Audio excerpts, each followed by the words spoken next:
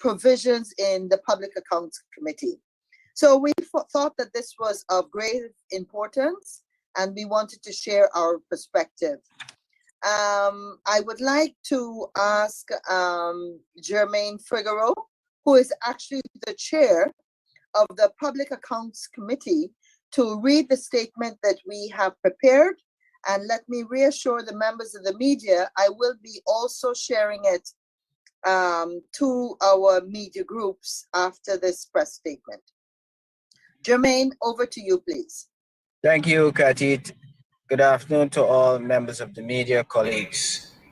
The chairman and fellow opposition members of the Public Accounts Committee of the Parliament of Ghana note with great concern and are astonished by the inclusion on the order paper for Wednesday's sitting of Parliament, a motion submitted by the Minister of Parliamentary Affairs and Governance, a member of the said committee, to amend Standing Orders number 95-6, which deals with the quorum for the PAC, to mimic that of Standing Order 835 for the Parliamentary Management Committee, which provides for 5 members to be a quorum, of which 2 represents the government and 2 represents the opposition, and the Speaker or Deputy Speaker is the chairman.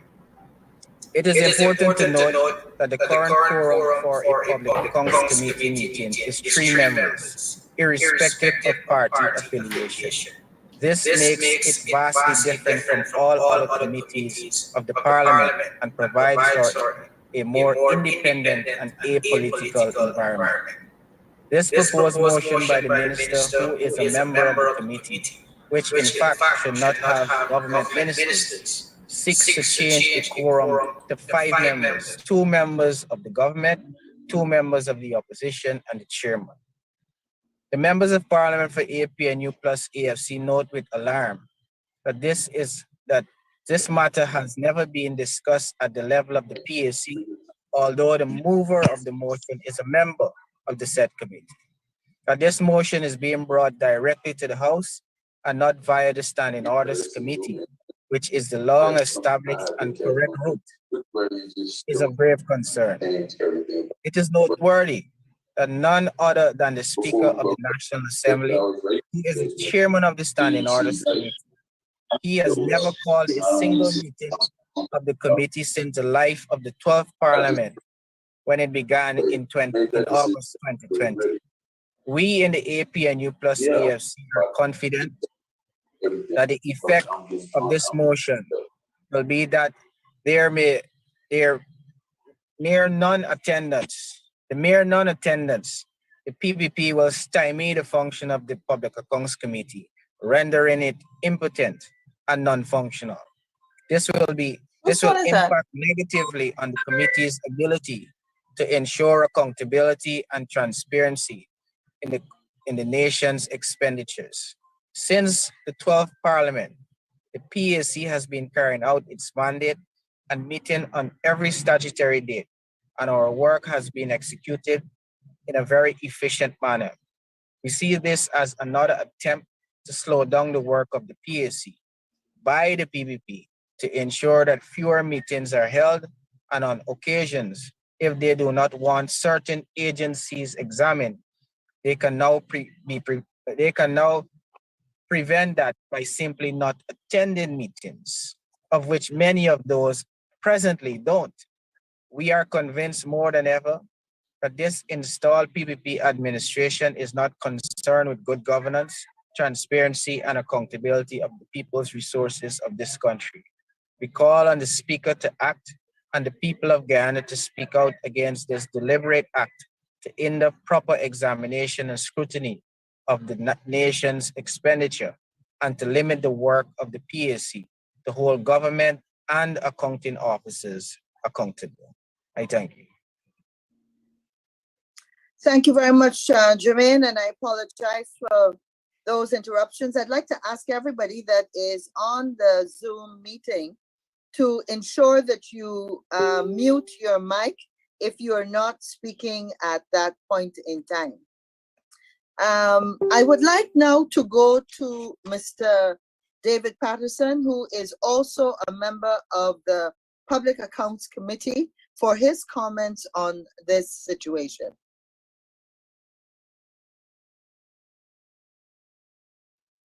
Sorry, forgot to unmute myself. My apologies. That's all right. You can hear me? Yes, loud and clear. Thank you. Thank David. you very much, Kathy, members of the media, colleagues all. A brief statement that on this. This motion by the PPP is a continued effort, if their continued effort to stymie the work of the PAC, and cannot and should not be viewed in isolation to their wider assault on our democratic institutions. Since the commencement of the 12th Parliament, as mentioned by the chairman, the PAC has been working diligently to reduce the backlog and bring our examination of the country's public accounts up to date. To this end, PAC is currently examining the 2017-2018 accounts. And to date, we are approximately 85%. We have examined approximately 85 of the agencies in the audit report.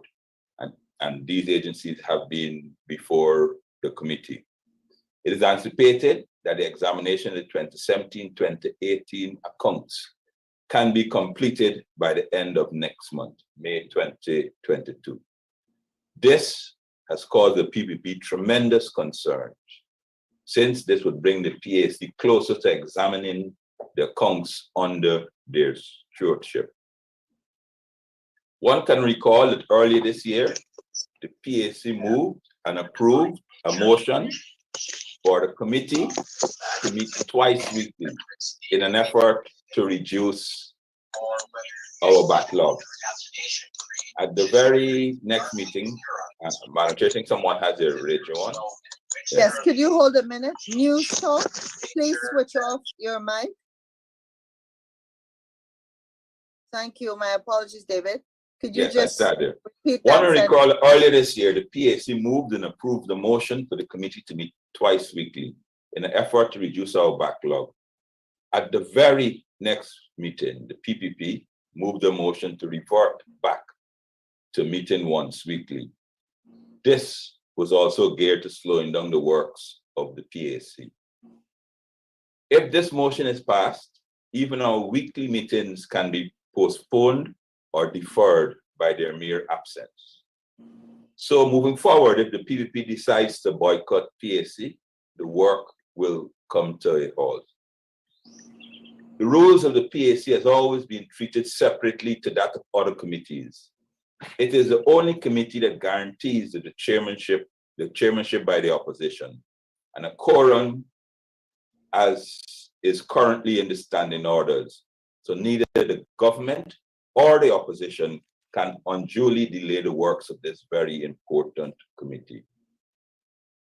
Note should be taken to the fact that the PPP is attempting to change the rules governing the PAC at a time when Guyana is slated to have a tremendous windfall in revenue from oil and gas. With a greater revenue, the role of PAC would be enhanced. When questioned as to the oversight of the Natural Resources Fund, the PPP responded that one of the safeguards to this expenditure was that the PAC would be examining these expenditures. However, by now seeking to use their majority to determine when PAC can meet, the PPP are doing the opposite. It is noteworthy that this motion comes up on the very same day, next week, Wednesday, that the PPP is seeking to bring a motion for members of the Natural Resources Fund. The opposition rejects this attempt to stymie the work of the Public Accounts Committee, and we hope that the public will see what is being attempted here, an effort to ensure that their stewardship cannot be examined. At the rate that we are going, we anticipated that by the beginning of the end of the year, we would be into the 2020 accounts, and then obviously we work diligently to get into 2022 and then come up to date. But the mere fact that this motion passes, all the PPP has to do to cancel, postpone, and it's not only cancel a meeting, but if a meeting is going and information has been disclosed that they do not want disclosed, they simply have to leave the meeting, thus depriving the PAC of a quorum, and it would obviously have to be adjourned. We reject this attempt. Thank you.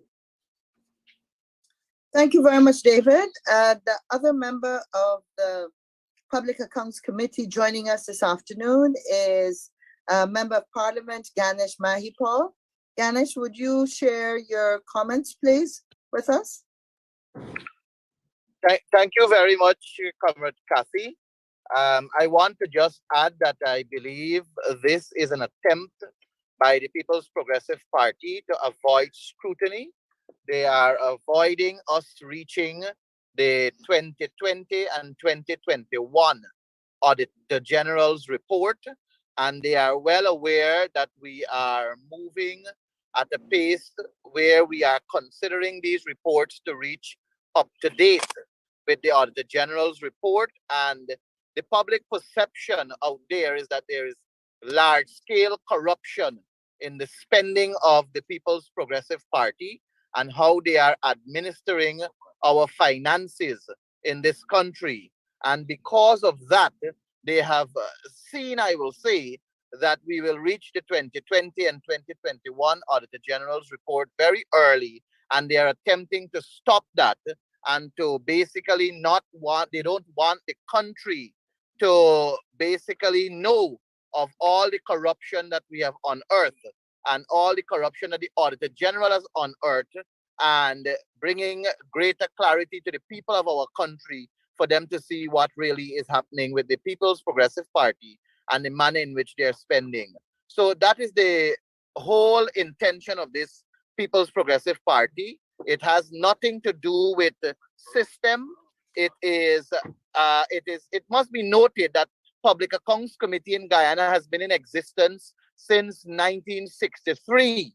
And I think it was 1966 when we adopted the whole aspect of how we operate right now in terms of a quorum for our Public Accounts Committee and the importance of the Public Accounts Committee. And to know that we have survived as a nation without any issue all the time, and suddenly now this administration is moving in this direction, is really and truly a sinister motive at hand, and it's to hide their spending, it is to hide their corruption in an attempt to hoodwink the people of Guyana and not want them to know what is it that they have done with taxpayers' money. We cannot tolerate this as a nation. We should not tolerate it as a nation. We are a people focused on accountability and transparency, and the Public Accounts Committee must function the way it is in an effort to bring satisfaction to the people of this country with the hope of not trying to run from scrutiny.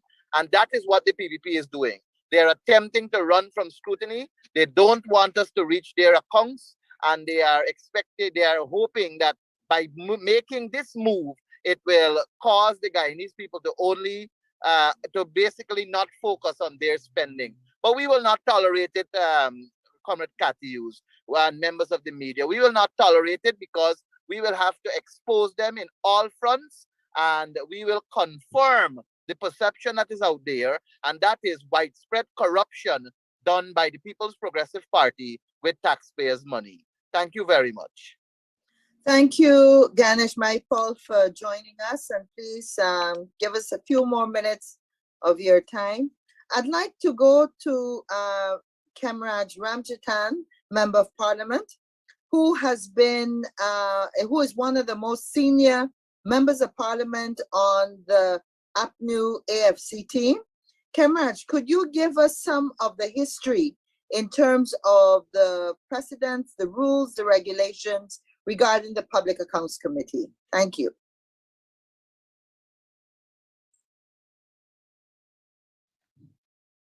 You hearing? We're hearing you now and seeing you. Thank you very much for joining us. No, Kemraj, we're not hearing you again. Sorry. I have just unmuted. Yes, you're okay now. Please go Good. ahead. Thank you, members of the press, for coming to this very urgent meeting of the APNU+AFC parliamentarians. I want to state that what happened in history is important to know the purpose of why this amendment now comes. And in the 2004 to 2006 period, a very robust parliamentary period, we had arranged via the auspices of the British and the Canadians and the Americans, 3 important experts to deal with our standing orders because they were held to be archaic. These 3 persons include Sir Michael Davies, who had done a needs assessment to ensure that our parliamentary needs are modernized and that indeed the standing orders can be, we can have them more modern as against what we had before. Then we also had a report from one called Bradford in relation to fiduciary financial matters and how procedures should be in our parliament as regards financial matters. And then we had the Pinda report. Included in that was some of what should be, again, in his perspective, in the standing orders, because the rules of parliament are literally the standing orders. And since we did not have one that came up to scratch that was up to date, the 3 reports were then given special considerations, and these needs assessment documents were all supported by the parliament.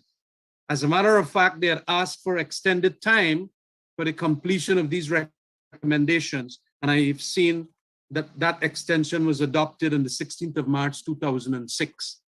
Very many recommendations in a most robust parliamentary development period and reform period.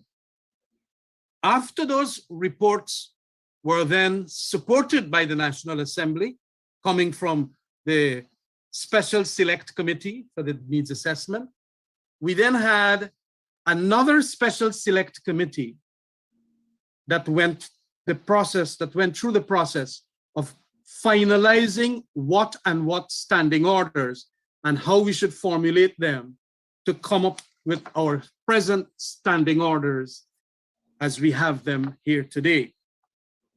And an important one had to do with the chairmanship of the Public Accounts Committee always being in the hands of the opposition, and also the quorum for that special, that standing committee called the Public Accounts Committee. And in a certain sense, a large number of the committees in the standing committees had this 3-member quorum so that the work could not be stultified by either side, the government by their absences and work can't get done, or the opposition by their absences. You will have in the vicinity of the 3 being a quorum for like what the Public Accounts Committee is now, 9-member committee, 5 government, 4 opposition, and that the work could be carried through even with a quorum of 3. Those were enshrined and entrenched in the standing orders as it was as of November 2011. This new edition that included all that we have existing had stated at its introduction, the standing orders of the National Assembly were amended in 2011 by the Special Select Committee and the report of the draft standing orders. Members worked assiduously in conducting meetings over a 4-year period where they carefully considered each order, making deletions, insertions, and also ensuring that the language was gender neutral. Also included for the first time is a compendium of rulings by the Speaker. On 21st of July 2011, the report of this draft standing orders was adopted by the National Assembly. So we all adopted this. And especially when it came to the Public Accounts Committee, we made it quite clear by the entire Parliament supporting that all the work done by the reports of Bradford, Pinder, and Sir Michael Davies now will be finding themselves incorporated and entrenched there. And by virtue of that entrenchment, we know that in the Public Accounts Committee, the government of the day cannot now, by virtue of not attending meetings, halt the meetings. Just 3 members can proceed, and you can deal with the Auditor General report. You could deal with matters arising in the Public Accounts Committee. What we see here now is a degutting of that entrenched provision in the law of Parliament called the Standing Orders, to make sure now that that kind of robust reform that we had is now going to be rolled back. You have to have 2 members of the government, 2 members of the opposition, and the chairperson. This is a degenerative retrogression of our standing orders. And it is coming from a government that obviously, as previous speakers mentioned, do not want scrutiny, especially of their years, 2021 and 2020. It is my opinion, as a person who have lived through all these reforms, both as a member of the PPP and as a member of the AFC, that this distinctly points to a trajectory of the PPP getting to be very illiberal and becoming autocrats. They do not want the scrutiny that is required in accordance with rules that we've made after that robust reform process. And it is, of course, tremendous regression, and it is not a good thing at all. And we should bring this to members of the public, members of civil society, and members of the press. Thank you very much. Thank you very much, Comrade Ramjitan. And I do want to just make a slight observation for our members of the media. I know they will have access to the order paper from the Parliament website, but certainly also of concern is the fact that there is on the order paper reference to the adoption of the report for the Committee of Appointments, which is seeking to finalize the names of members of the National Resource Fund. And as we have faced on many occasions in the Parliament, we know that this is now sub judice. So we are expecting that this, of course, is going to be some kind of error that is going to be adjusted. We've had many occasions in the past when we have, as a combined opposition, brought issues to the Parliament in motions for discussion, only to be told that it was sub judice. I think this is a good point that I can invite members of the media to pose their questions to any of our members that are here to answer your particular concern. Please raise your hand and, of course, go through the usual protocols of explaining, identifying yourself and the organization that you represent. And I think we have Svetlana. Her hand is up, and after her, we can go straight to News Talk Radio. Thank you. Good afternoon, everyone. Svetlana Marshall from Village Voice News. Just one question. Is there anything that the opposition could do come Wednesday, aside from voting against the motion, to prevent the change in the number of persons required to make up a quorum? Is there anything legally that can be done or otherwise? Well, there is very little that could be done in view of the fact that the majority can change the standing orders rules. We saw that when there was this no confidence with the chairman then, David Patterson. And although we made it quite clear that that ought not to be done because it must be selected by the opposition, they went and they do their thing. But we are all trying as best as possible for public pressure, public opprobrium against this very degenerate development happening in our rules of parliament. Thank you, comrades. News Talk Radio. Thank you, Kathy. Dennis Chabral, Demerara Waves News Talk Radio. To either of the representatives of the panel, how would you possibly respond? I say possibly because I've not yet gotten any official reaction from the government, but how could you possibly respond to probably an argument that, look, there needs to be mandatory representation in the sitting of the PAC to ensure there is a right of reply? Or the provision of adequate clarifications or the answering of questions or whatever the case might be.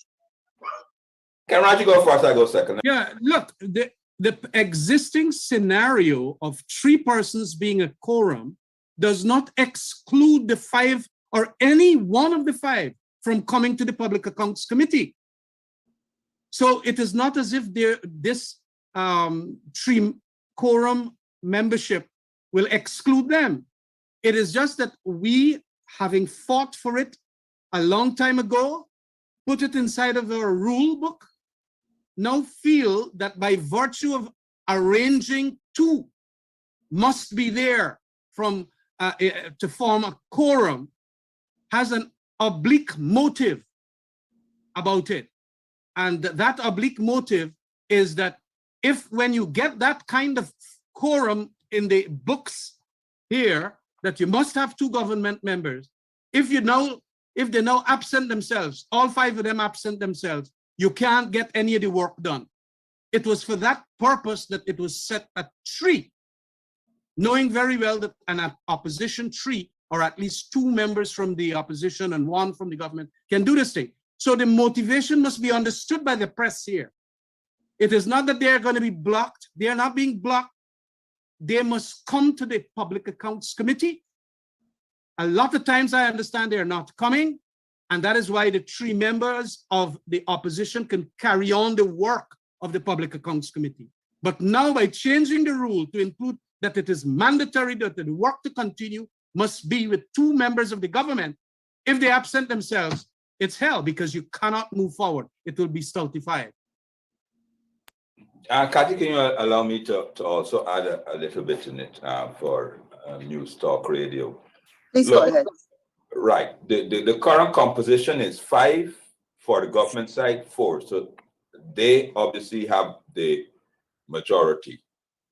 Secondly, Dennis, if they want to have him, which has happened, if they have a engagement on the Monday and they would like to have it deferred, they have voted and said, use their majority, said, oh, we can't have a meeting next Monday, whatever it is. Quite recently, they moved the motion for us to stop at 4 o'clock because, of course, they had other appointments. So they're very much represented. They have the numbers. The agenda item is approved the week before, right? So therefore, there's obviously nothing new is added onto the agenda. The agenda item is approved. They have the 5, and they of course, if they object anything on the agenda item, they can. But what has been happening is that because maybe they have ministers and because I don't know what reasons, they have not been attending. And then obviously when they haven't been attended, the work goes on. And what they would have wanted us to do, if they don't come, we should stop, and we haven't. So, but I want to give you a real perspective of what happened, Dennis. We've had, I think it's 38 meetings so far. I think that's number 38 or almost 40 meetings. From the opposition side, Jurita Finance and Ganesh Maipal have 100% attendance. They've been to every single meeting. From myself and the chairman, German Figuera, we've missed one single PAC meeting in this time. The member Siraj from the PPP, he has missed 2. He's the most consistent person there.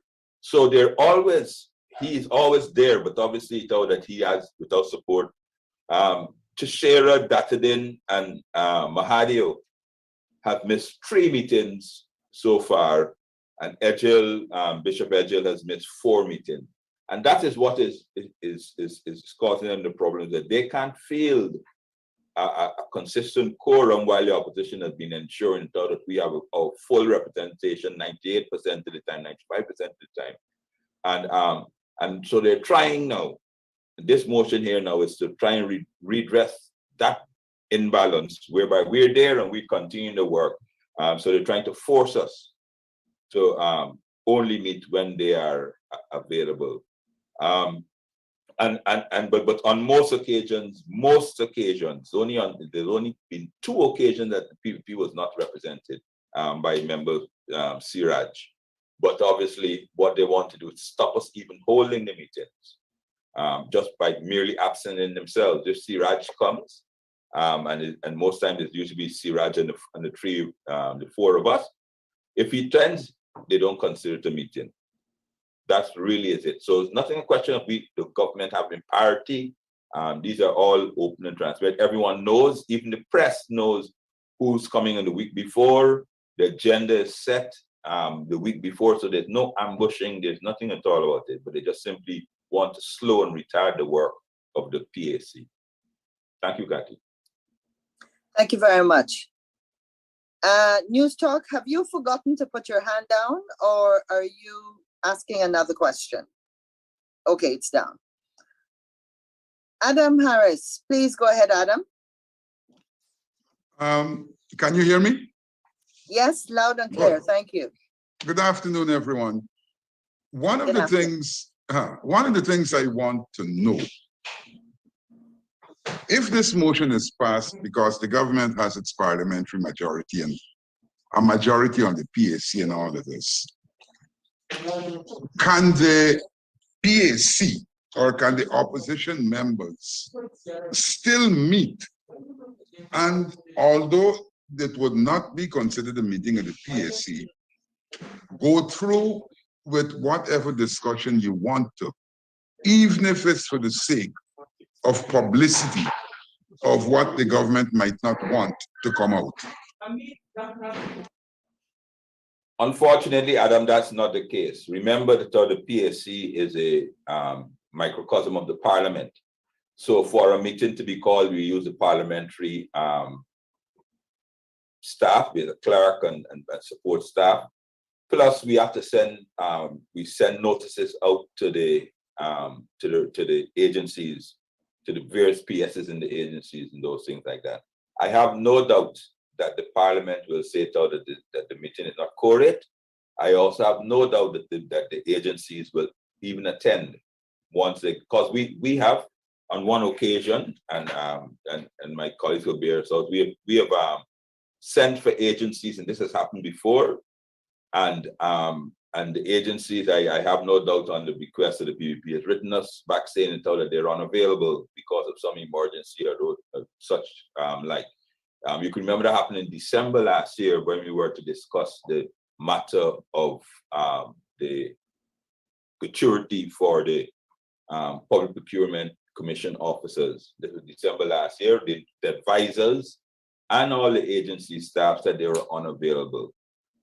So obviously we defer that meeting, but that's how it goes. But we can't have a meeting without being quorate.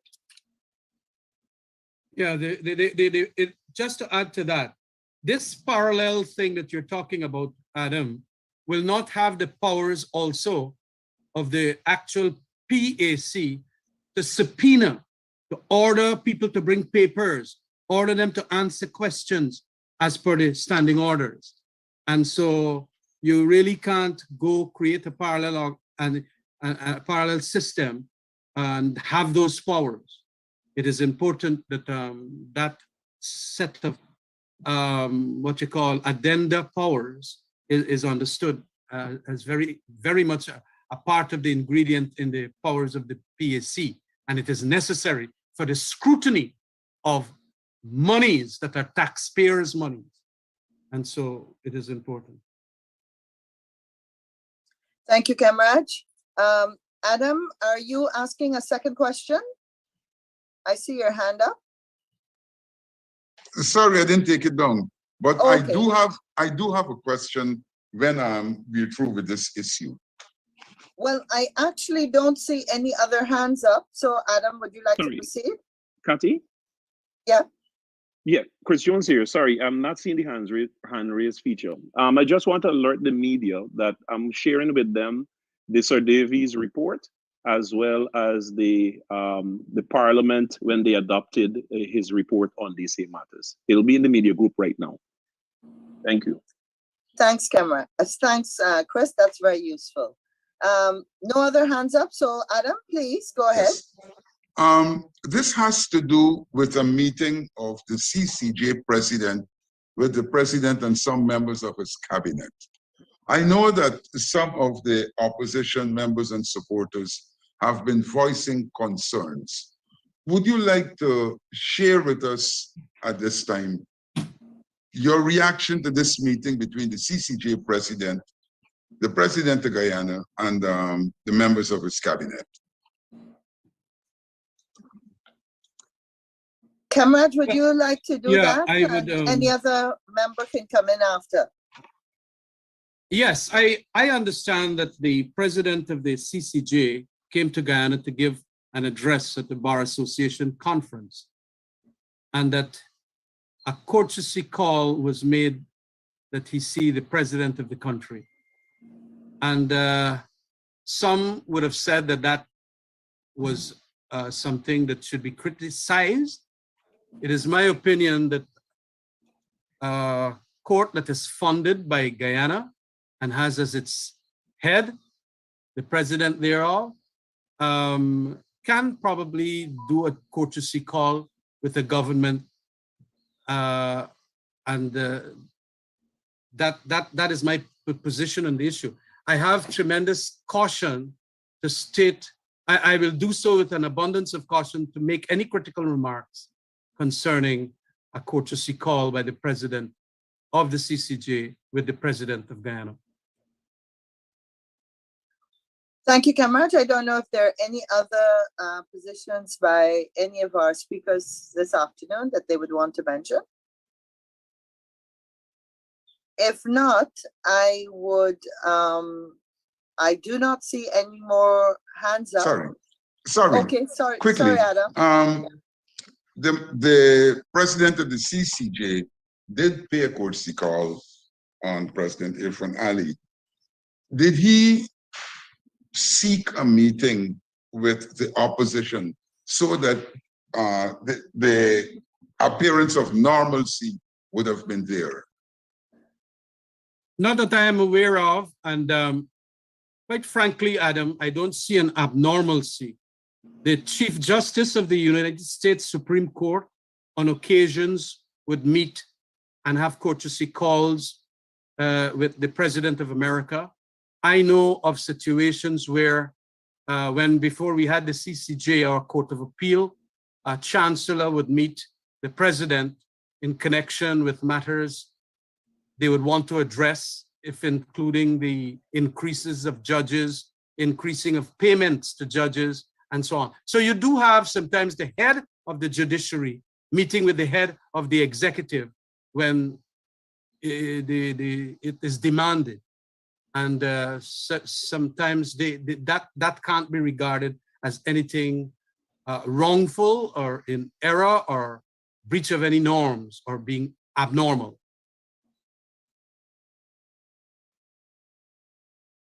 Adam, is that? Yes, I'm okay satisfied. Yes, yeah. I'm satisfied. I'm satisfied. I think the challenge in this situation is perception. And unfortunately, because we have an environment where we acknowledge so many cases are with the CCJ, and so many persons in our society are concerned about the dispensation and work of the CCJ, a lot of it due to the comments by government officials and also opposition. We might have created a perception that that this is not the right thing to do. And I think that is just a different approach and way of looking at this. Okay, with that said, I don't see any other hands up. I really want to thank the media for joining us at such short notice, and also our presenters this afternoon. Chris, thank you for putting out and sharing those very important documents, which I think will give a great background as to the issue. I think it's important that we continue to inform the people of Guyana on these key issues. And I thank the media on behalf of the APNU+AFC in helping us to ensure that we can have informed debate on these national issues. Thank you all. Have a safe and enjoyable weekend, and take care.